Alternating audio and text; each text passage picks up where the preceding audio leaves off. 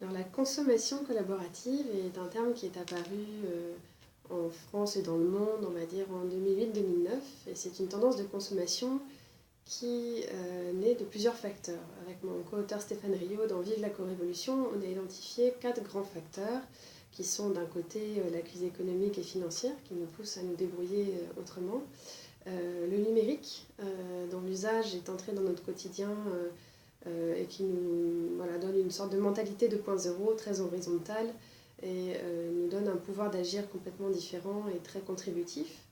La prise de conscience des problématiques environnementales et de notre dépendance et de notre interdépendance aux écosystèmes qui nous entourent. Et enfin, les mouvements de foule et de masse qui se sont déroulés avec les grands mouvements de contestation dans le monde, comme les révolutions arabes, les révolutions érables, les indignés, qui sont autant de mouvements qui montrent qu'aujourd'hui on peut agir autrement. Alors, dans cette consommation, il y a énormément de choses très différentes. C'est un peu parfois difficile d'y voir clair. Il y a différentes typologies qui existent. Et Rachel Botsman, qui a écrit un ouvrage majeur, qui était la première à écrire sur le sujet, explique que l'on a d'un côté des systèmes de redistribution qui permettent de se débarrasser ou de donner une seconde vie ou une troisième vie à des biens dont on souhaite se débarrasser avec du don, avec de la revente. Deuxième élément de sa typologie, c'est tout ce qui rassemble l'économie de la fonctionnalité, comment aujourd'hui on ne va plus s'intéresser à l'acquisition d'un bien, mais plutôt à son usage, et donc ça ouvre la voie de nouveaux services. Et enfin, tout ce qui relève des modes de vie collaboratifs. Dans la co-révolution, on a choisi une autre typologie qui repart justement de cette façon de différencier l'usage de la propriété.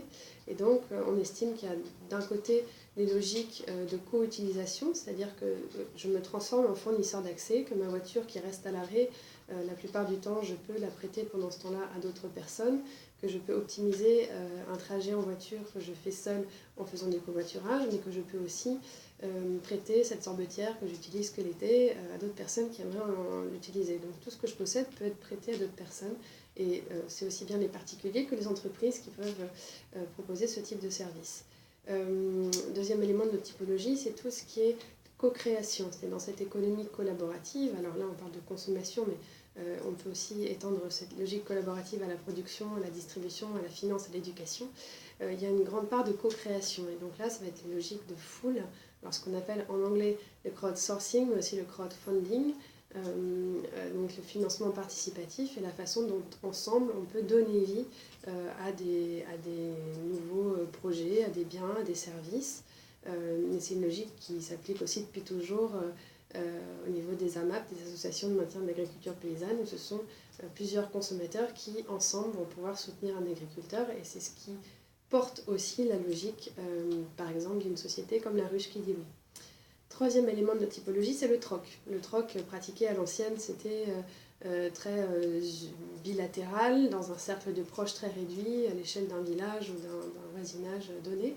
Aujourd'hui, le troc se multilatéralise avec de multiples personnes qui peuvent échanger des biens et qui ne sont pas forcément obligées d'échanger un bien entre elles.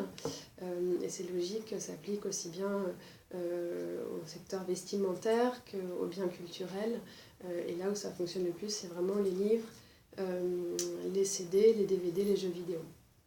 Et dernière catégorie de notre typologie, c'est aussi dans ces modes de vie collaboratifs, tout ce qui relève du bon sens et du bien vivre en société.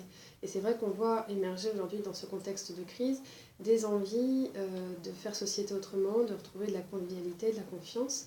Et il y a des initiatives purement gratuites, non marchandes, qui ont juste envie d'être là pour donner un autre sens à notre quotidien. Donc ça va aller de ceux qui pratiquent le couchsurfing. À l'époque, on aurait pu aussi parler d'autostop. Mais aussi les mouvements de disco soupe qui consistent à récupérer des aliments qui auraient autrement été jetés et d'en faire des grands repas où tout le monde cuisine ensemble en musique, épluche et consomme après une soupe ou une bonne salade ensemble. Donc ce mouvement aujourd'hui connaît un succès phénoménal.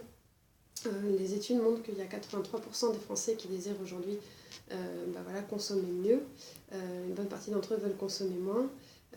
50% des Français se déclarent adeptes de la consommation collaborative. sur des secteurs comme le covoiturage, on a aussi des chiffres très intéressants qui montrent qu'il y a à peu près 10 millions d'Européens et 24% des Français qui ont déjà fait un trajet en covoiturage.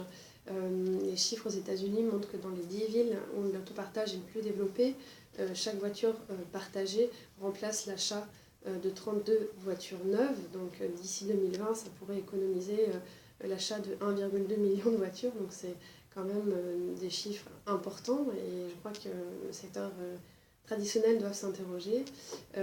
Et sur la finance participative aussi, c'est un secteur qui fonctionne très bien. En 2012, il y avait déjà 2,7 milliards de dollars qui avaient été réunis via le crowdfunding pour plus d'1,1 million de projets. Et depuis 10 ans, ce sont déjà 6 milliards de dollars qui ont été récoltés dans le monde. Et d'ici 2020, ça sera environ 1000 milliards de dollars, d'après le magazine Forbes. Donc tout ça pour dire que cette économie va vite, se développe très vite. La France est un pays qui est très en pointe, avec une créativité phénoménale. Maintenant, il faut qu'on avance aussi sur la structuration des marchés, parce qu'il y a beaucoup de choses qui vont venir dans les temps qui viennent, et approfondir aussi sur les recherches sur la façon dont cette nouvelle économie sert la transition écologique. Voilà, il faut qu'on arrive à évaluer plus en détail son impact environnemental, mais les logiques de redistribution permettent déjà d'affirmer qu'ils sont positifs.